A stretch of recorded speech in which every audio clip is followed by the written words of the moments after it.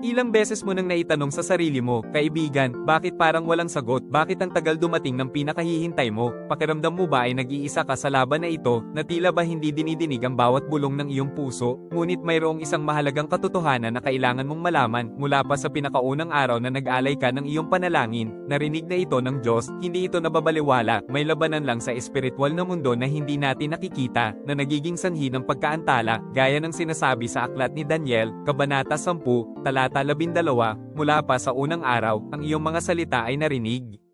Kaya, huwag kang panghinaan ng loob, mahal, kahit paminsan ay tila nagtatagal ang kanyang pagtugon, ang pag-ibig at katapatan ng ating Panginoon ay hindi nagbabago, ang bawat pagsubok at pagkaantala ay may layunin, manatili lang tayong matatag sa pananampalataya, at patuloy na magtiwala, magpatuloy tayong manalangin ng may pag-asa at pagmamahal, dahil darating ang kanyang sagot sa kanyang perpektong panahon, hindi kanya pababayaan.